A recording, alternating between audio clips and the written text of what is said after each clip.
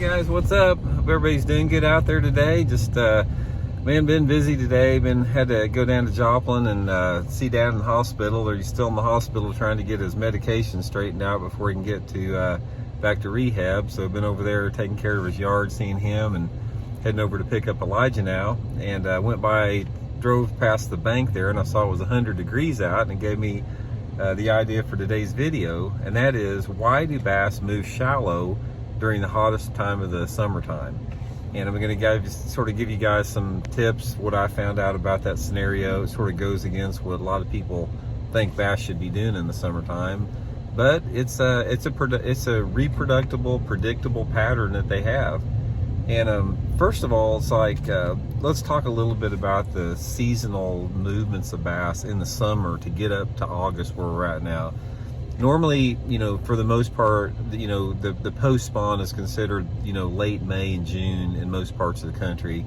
After the bass spawn in a lot of man-made reservoirs, they move deeper than they are any other time in the summer, and they get on the bottom. A lot of times those fish will get out deep on those main and secondary points. They'll get down there on those breaks.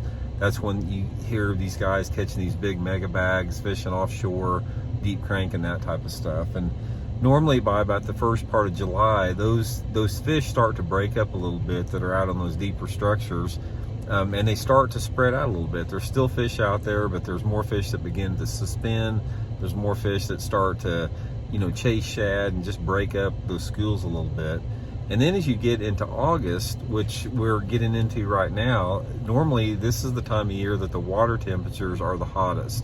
I mean, it's not uncommon in my part of the country for water temperatures to get 90 degrees or hotter, in some of the coves. And, it's the time of year we have normally our warmest temperature. And one of the things that I found out in the summertime on about any man-made lake is when it gets the hottest, when the water temperature maxes out, there's a portion of the bass in the lake that will get super, super shallow. Almost as shallow as they get during the spring when they're spawning. It's really a weird deal. But that's not every bass in the lake. There's a couple different populations of fish. You still got those fish that are out in deeper water. You got some fish that are suspended. It's got some fish that are in mid depths. But there's going to be a percentage of those bass that move shallow, shallow, shallow in the hottest part of the summer. And normally you're going to find this type of activity on the parts of the lake that, like the upper creek arms, the upper river extremities, where you have a little bit more stained water, but not necessarily. I've seen a lot of times, guys, on the lower end of the lake, in the clearest water that you have, even if you've got 5-6 foot of clarity, that there'll be those fish that move in the back of those coves when it gets super hot. And there's two different populations of fish that are shallow. What those fish are doing, the fish that are shallow in the super clear water, like in the back of those coves down the lake, those are the fish that are up there normally looking for spawning perch. They're looking for spawning bluegill, spawning black perch, spawning sunfish, cruising those banks all day long. A lot of times they set up in the shade, but a lot of times they'll just roam those open banks. And that's a really good time to catch them on like a walking topwater, even in the summer, during the summertime. And they're up there because of those shallow perch. The fish that are in the upper creek arms and rivers, they're up there for actually three different things. The first thing is, normally in August, you have water levels that begin to fall.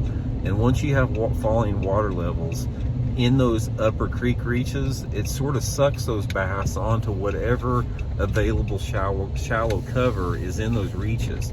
It could be stumps, it could be laydowns, it could be shallow docks, it could be rock transitions, it could be rocky banks, whatever they have.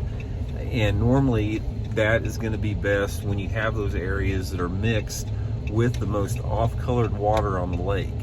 And that's normally where you find the most off-colored waters, in those upper river extremities.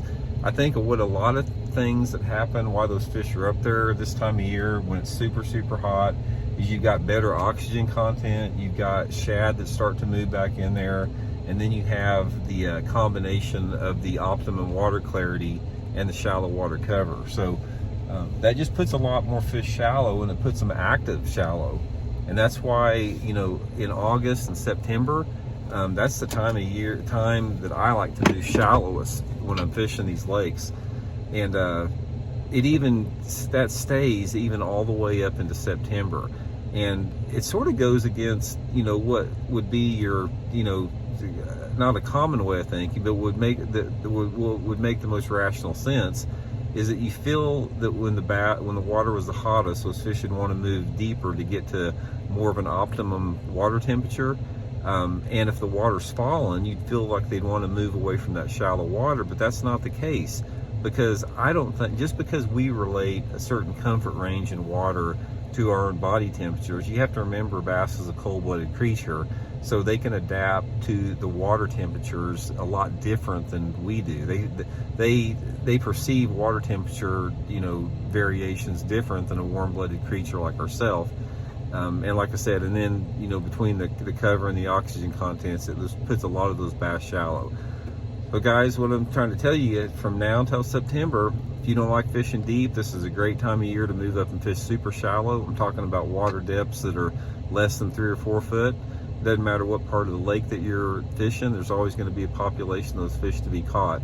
I like the walking top waters, maybe some type of like a horny toad in that shallow clear water, and then in the upper river sections, you cannot beat a small square-bill crankbait that is burned this time of year. I like that Megabass S crank, the 1.2, the real small one. Just burning it past any shallow cover up in that real shallow, dirty water, and it gets you a lot of bites, and it gets you some good ones too. So anyway, just today's hot weather tip. Hope you guys are doing good. Please hit that subscribe button if you haven't. We'll be back soon. See you.